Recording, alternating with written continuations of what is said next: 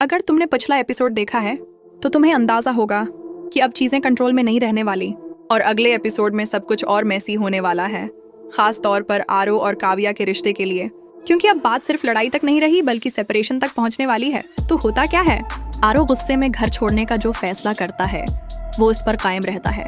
काव्या उसे रोकने की पूरी कोशिश करती है, बार बार समझाती है, लेकिन आरो इस बार सुनने के मॉड में ही नहीं होता और यही वो पॉइंट है जहां सिचुएशन और खराब हो जाती है। फिर आगे क्या होता है, ईशा जानबूझकर आरो को और भड़काती है ताकि वो काव्या से और दूर हो जाए। ऊपर से वो ऐसी बातें बोलती है कि आरो को लगने लगता है कि काव्या ने उसका साथ छोड़ दिया है और यही मिसअंडरस्टैंडिंग सब कुछ अल्टा कर देती है। उधर सूरज और ऐशा का असल प्लान भी आहिस्ता आहिस्ता सामने आना शुरू होता है, क्योंकि वो दोनों एक्चुअली आरो और काव्या को अलग नहीं करना चाहते बल्कि आरो को सीधा रास्ता दिखाना चाहते हैं।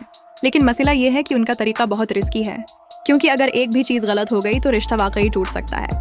फिर सीन थोड़ा इंटेंस हो जाता है जब आकाश आरो को अपने पास रखता है और अंदर ही अंदर अपनी चालें चल रहा होता है।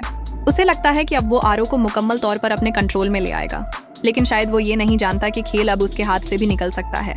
और यहाँ पर कहानी रखती नहीं, घर में एक और बड़ा राज भी डेंगर जोन में आ जाता है, वो बेबी स्वैपिंग वाला। अगर उसका पर्दाफाश हो गया तो सिर्फ एक नहीं बल्कि कई रिश्ते एक साथ टूट सकते हैं। अब अगले मोड़ पर सबसे अहम चीज ये होने वाली है कि काव्या क्या फैसला करती है। क्या वो फैमिली के साथ खड़ी रहेगी या अपने शौहर के पीछे जाएगी, क्योंकि यही डिसीजन पूरी कहानी का रख बदल देगा। अब असल सवाल यही रह जाता है, क्या आरो अपनी जिद पर कायम रहेगा या वक्त रहते उसे हकीकत समझ आ जाएगी। और आप क्या कहते हो, आकाश की चाल कामयाब होगी या सब कुछ उल्टा पड़ने वाला है? अपनी राय कमेंट में जरूर बताना। और अगर आप ऐसे ही अगले एपिसोड की अपडेट सबसे पहले देखना चाहते हो तो चैनल को सब्सक्राइब कर लो ताकि हर अपडेट आप तक टाइम पर पहुंचे। अगर आपको ऐसी रियल फील वाली एक्सप्लेनेशन पसंद आती है